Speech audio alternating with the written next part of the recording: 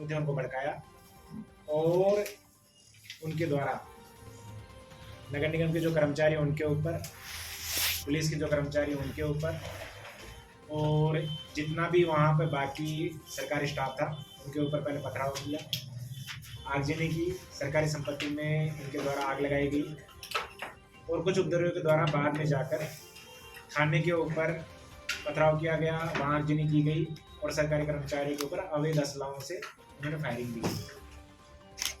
इन तीनों मामलों में हमने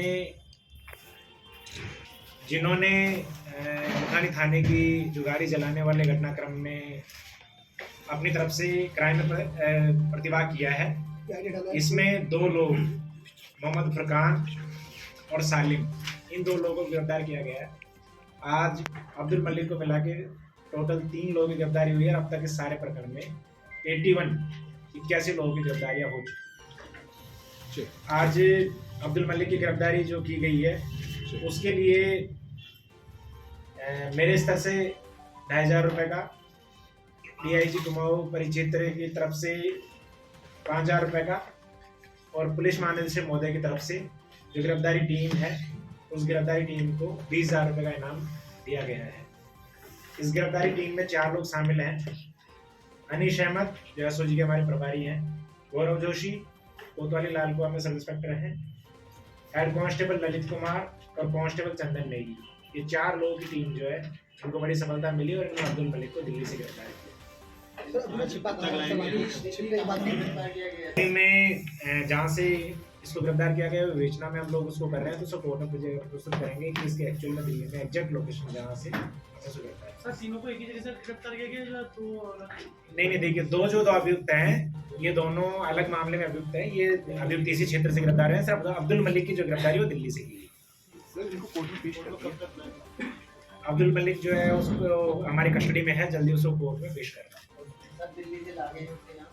हाँ, वो हमारी कस्टडी में है, वो नैनीताल पुलिस ने उसको अपनी कस्टडी में ले लिया, वो हल्द्वानी पहुंच चुका है, जल्दी उसको कोर्ट में पेश करना। नौला मंदिर में जगनी मेले का हुआ आयोजन, हजारों भक्तों ने लिया नौला देव का आशीर्वाद। ग्राम सभा जुम्मा के नौला मंदिर में लंबे समय के बाद प्रधान प्रेम सिंह धामी के द्वारा पूजा का आयोजन कराया गया। मुख्य पुजारी मान सिंह धामी के नेतृत्व में विधि विधान से पूजा संपन्न कराई गई। बोड़िया जमन सिंह धामी, दीवान सिंह धामी तथा धौलदिनिया रुकुम सिंह में नौला देव ने प्रकट होकर सभी को सुख शांति और समृद्धि का आशीर्वाद दिया। इस दौरान हजारों की संख्या में राथी, स्याकुरी, खेला, खेत, गरगुआ, गलनाती, धारचूला देहात सहित नेपाल से श्रद्धालु नौला देव का आशीर्वाद लेने पहुंचे। अलग अलग ग्राम सभाओं से मंदिर पहुंचे वाद्य यंत्रों से श्रद्धालुओं ने भगवान की पूजा अर्चना कर उनसे मनचाहा आशीर्वाद प्राप्त किया। इस दौरान ब्लॉक प्रमुख धन सिंह धामी सहित हजारों की संख्या में श्रद्धालु मौजूद रहे।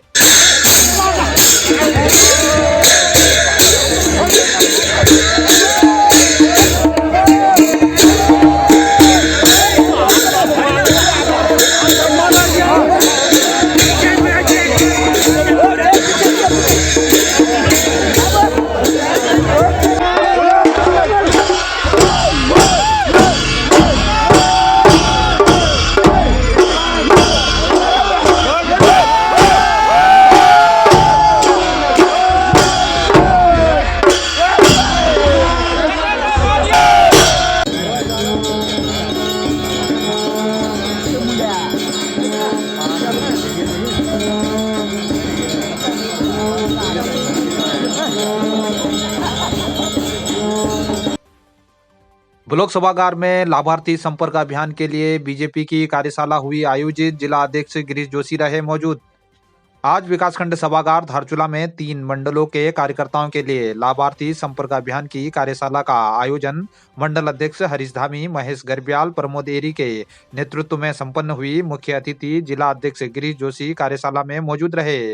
मुख्य वक्ता प्रदेश कार्यकारिणी सदस्य वीरेंद्र शाह रहे।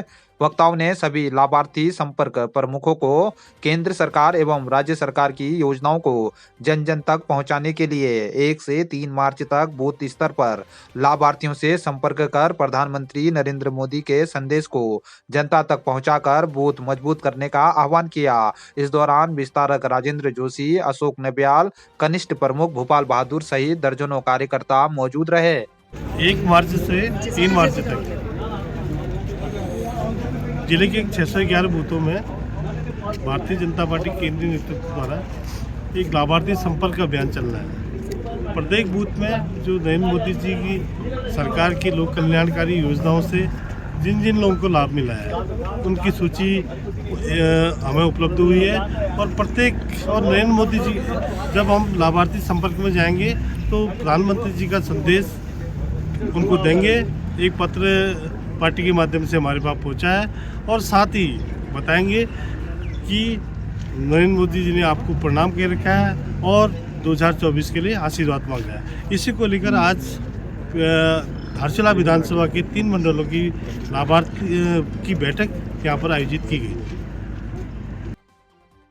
जोलजीबी में सरकारी अस्पताल खुलने पर बीजेपी अध्यक्ष ने बलवाकोट में क्षेत्र की जनता की ओर से मुख्यमंत्री का जताया आभार। 23 फरवरी को मुख्यमंत्री की घोषणा के अनुसार जिला पंचायत अध्यक्ष दीपिका बोहरा के द्वारा जोलजीबी में प्राथमिक स्वास्थ्य केंद्र का उद्घाटन किया गया था। आज भाजपा अध्यक्ष प्रमोद एरी ने बलवाकोट में मुख्यमंत्री पुष्कर धामी का त्वरित कार्रवाई करते हुए अस्पताल सुचारू कराने के लिए क्षेत्र की जनता की ओर से उनका आभार व्यक्त किया है। अभी लंबे समय से जोलजीबी की जनता जोलजीबी में प्राथमिक स्वास्थ्य खोले जाने हेतु प्रयासरत थी। विगत जोलजीबी मेले के उद्घाटन में हमारे संगठन ने मुख्यमंत्री जी से इस संदर्भ में चर्चा की और जोलजीबी में प्राथमिक स्वास्थ्य केंद्र खोले जाने हेतु अपने मेले के घोषणा पत्र में इस समस्या को जगह देने की बात की। मुख्यमंत्री जी ने इस समस्या को अपने घोषणा पत्र में जगह दी और केवल 3 माह में ही अपनी इस घोषणा को अमली जामा भी पहना दिया।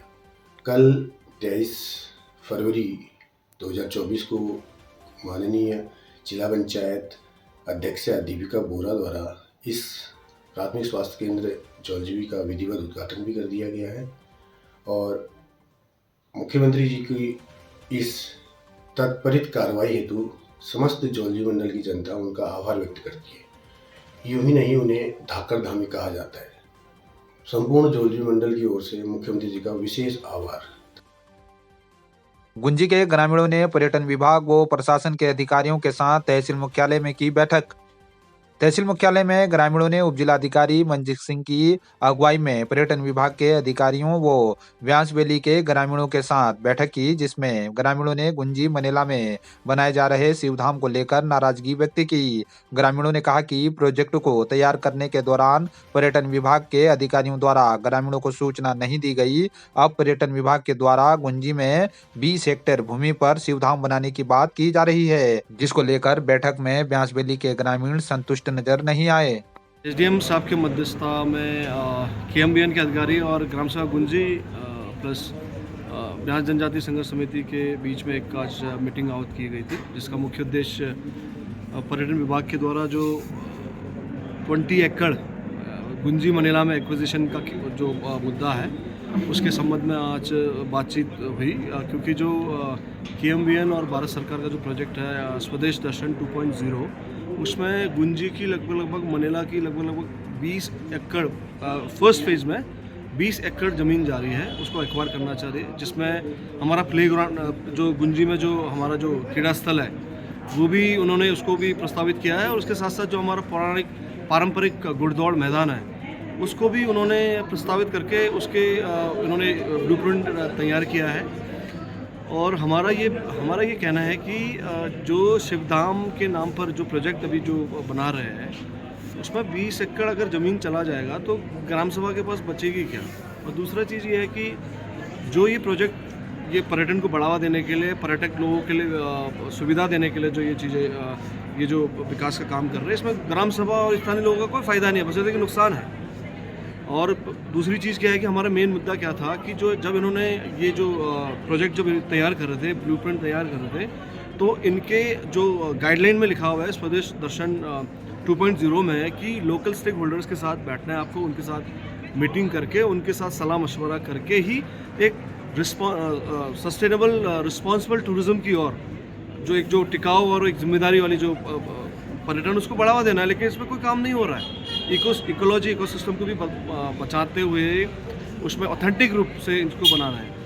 और मेरा व्यक्तिगत विचार ये है कि शिवनगरी बनाने से हमारा विरोध नहीं है, लेकिन हमारे जो क्षेत्र है उसकी ऑथेंटिसिटी वो गायब हो जाएगा। जहाँ पर आदि कैलाश साक्षात आदि कैलाश और शिव के रूप में ओम पर्वत साक्षात वहाँ पर विराजमान है, ऐसे में हमें मुझे लगता है कि आर्टिफिशियल क्या बोलते हैं ऐसे स्ट्रक्चर की ज़रूरत नहीं है। फिर भी हम उसका सम्मान करते हैं क्योंकि वो किसी परंपरा और धार्मिक चीज़ से जुड़ा हुआ चीज़ है।